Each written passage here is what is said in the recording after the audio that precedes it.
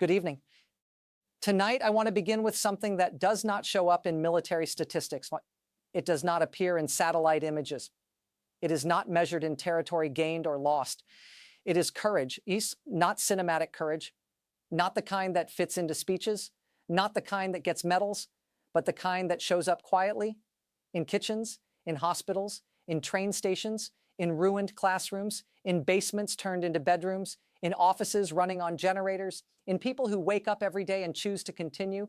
This war has revealed something profound. That courage is not about being fearless. It is about functioning while afraid. And that is what millions of Ukrainians have learned to do every day.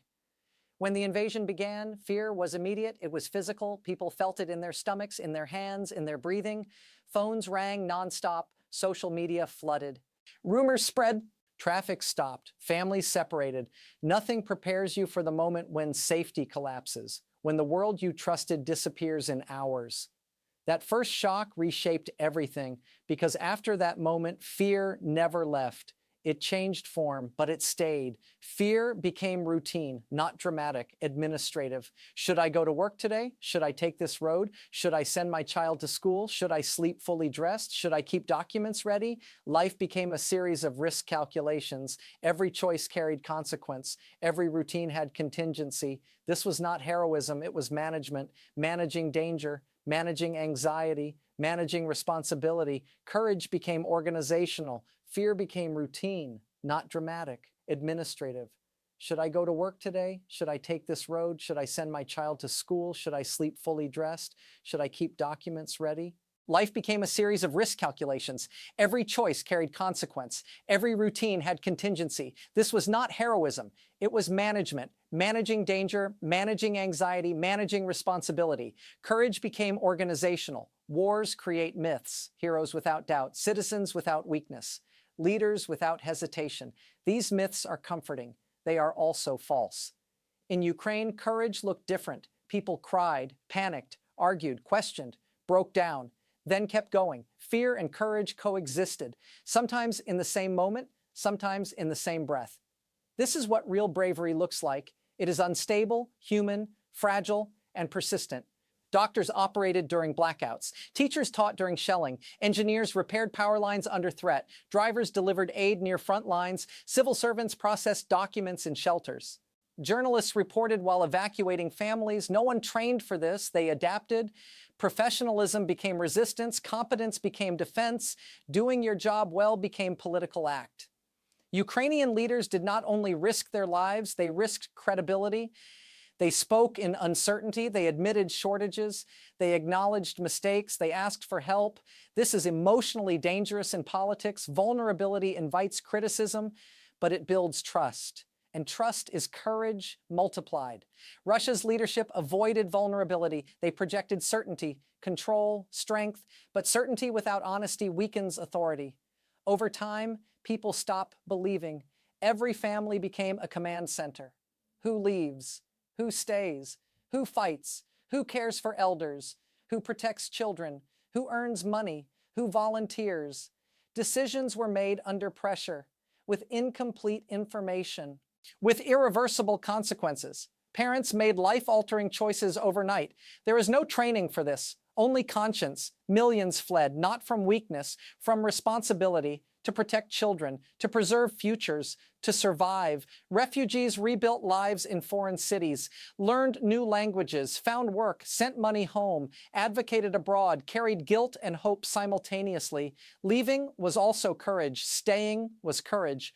There were no easy paths. In Russia, fear functioned differently. Fear was imposed through laws, through arrests, through surveillance, through censorship, through intimidation. Fear became governance tool. This suppresses dissent. It does not produce courage. It produces compliance. Compliance collapses under stress. Courage sustains resistance. Being brave constantly is exhausting. People hid despair, delayed mourning, postponed breakdown, smiled for children, worked through grief. This created emotional debt. That debt will need repayment through therapy, through community, through time. Ignoring it risks long-term damage. Ukraine is beginning to confront this. Courage was social. Neighbors shared generators, strangers shared shelter, volunteers shared food, drivers shared fuel, networks formed organically, support systems emerged, loneliness declined, collective resilience grew. No one survived alone. Solidarity was infrastructure. Many turned to faith, others to art, to music, to writing, to ritual, to humor, to shared meals. People searched for meaning, not in victory alone, in dignity, in decency, in helping. Moral courage mattered as much as physical. Most acts went unseen. No cameras, no headlines, no awards. A grandmother caring for displaced children, a mechanic fixing ambulances, a student tutoring younger kids online. A shop owner donating supplies quietly. History often misses these stories. They are the backbone of survival. This quiet courage became strategic advantage. People trusted institutions, supported mobilization, accepted sacrifice, adapted to shortages, stayed engaged. Russia struggled to generate similar commitment. Fear mobilizes briefly. Courage sustains. That difference mattered. There is a risk here. To romanticize suffering, to glorify endurance, to normalize pain. This is dangerous. No society should accept war as identity. Courage is response to injustice, not justification for it. Ukraine understands this. It fights to end war, not to perfect suffering. Children watched adults cope, adapt, help, persist. They learned courage by example, not speeches, not slogans, by observation. This will shape their character and their politics. They will not tolerate cowardice in power.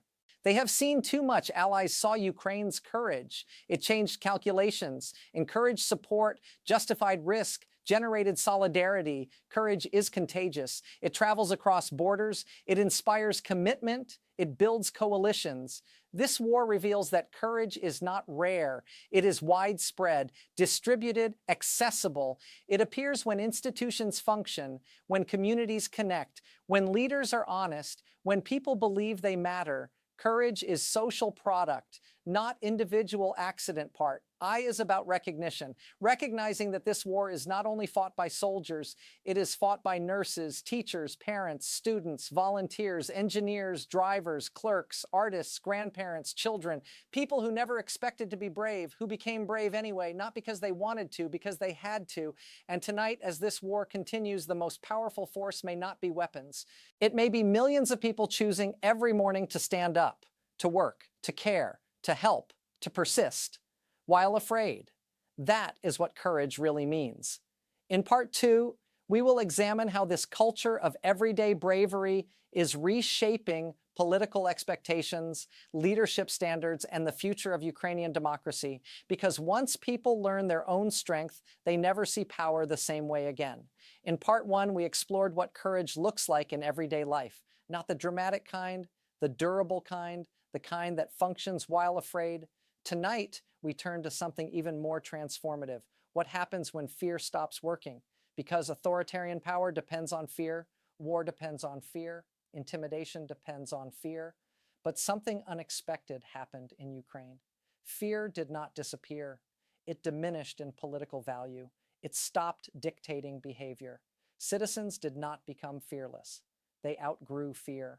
And when citizens outgrow fear, power changes. In part 1, we explored what courage looks like in everyday life, not the dramatic kind, the durable kind, the kind that functions while afraid. Tonight, we turn to something even more transformative. What happens when fear stops working? Because authoritarian power depends on fear?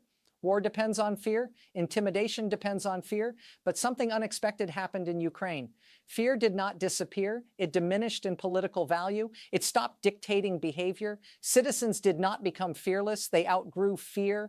And when citizens outgrow fear, power changes. In the earliest days of the invasion, fear was overwhelming. Missiles struck cities, convoys advanced, rumors multiplied, confusion reigned, but something broke quickly, not infrastructure, not institutions. The assumption that fear would paralyze, it didn't. Instead of silence, there was mobilization. Instead of surrender, there was organization. Instead of fragmentation, there was solidarity. The psychological script failed. Fear did not produce collapse. It produced resistance. Russia's strategy relied heavily on shock, rapid advances, mass bombardment, Energy blackouts, escalatory rhetoric, the expectation was clear. Escalate enough and resistance will fade. But fear has limits. When people experience it repeatedly, they adapt. When they adapt, fear loses novelty. When fear becomes routine, it loses leverage. This is what happened. Sirens became signals, blackouts became manageable, threats became background. People adjusted faster than intimidation escalated. That adaptation shifted the balance. Fear isolates, participation connects. Ukrainians joined volunteer groups, distributed aid, donated funds, organized evacuations, repaired infrastructure, crowdfunded drones, built digital platforms. Each action reduced helplessness. Each contribution increased agency. Agency shrinks fear, because fear thrives on powerlessness. Once people discovered they mattered, fear lost authority. Leadership played a role. Regular briefings, honest updates, acknowledgement of loss, clear explanations, open data, transparency reduced rumor, reduced speculation, reduced panic. People trusted information, and trust stabilizes societies. Russia's model relied on controlling information, but control breeds suspicion. Suspicion feeds anxiety. Anxiety magnifies fear. Ukraine's openness diffused it.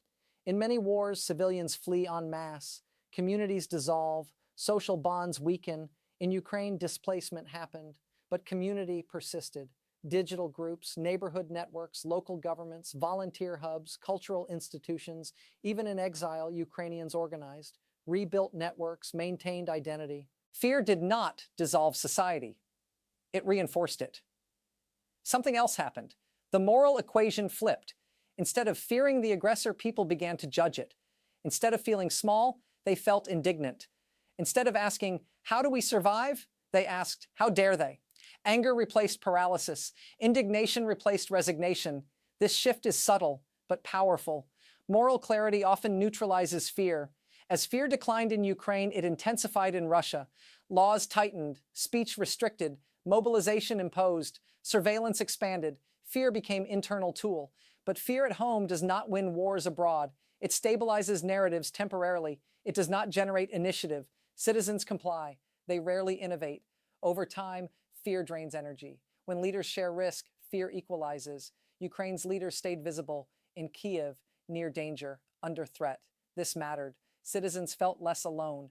Fear was collective. Shared fear is bearable.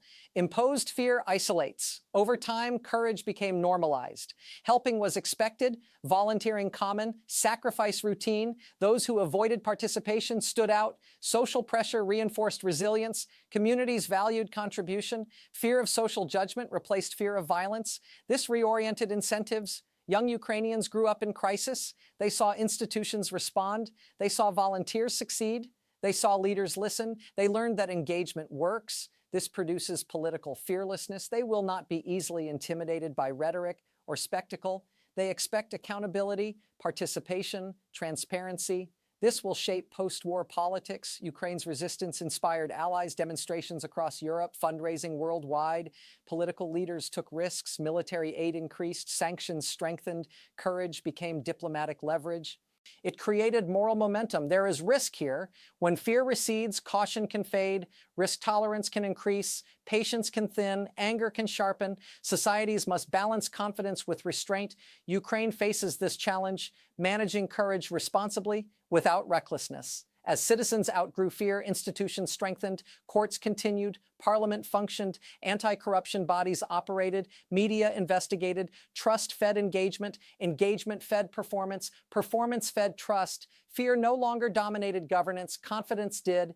This psychological shift changed the war. Mobilization remained high. Volunteer networks persisted. Aid distribution improved. Intelligence sharing deepened. Allies trusted Ukrainian resolve. Adversaries recalculated. Fear failed as weapon. Resilience succeeded as strategy. Authoritarian systems rely on fear. Democracies rely on participation. This war demonstrated the limits of intimidation and the power of civic agency. Fear can launch war. It cannot sustain control. When citizens outgrow fear, they become difficult to govern through coercion. Part 2 is about transformation, not of battlefield positions, of psychology, of citizenship, of power. Ukraine did not eliminate fear, it domesticated it, reduced its control, turned it into fuel, and in doing so, it altered the balance. Because once people discover that fear is survivable, they change, they demand more, they tolerate less, they engage deeply. And tonight, as this war continues, the most significant shift may not be territorial, it may be internal, a nation that no longer reacts primarily to fear, but to responsibility, to solidarity, to purpose. In part 3, we will explore what happens when a society that has outgrown fear begins to redefine leadership itself. Because fearless citizens do not accept the old rules. They write new ones.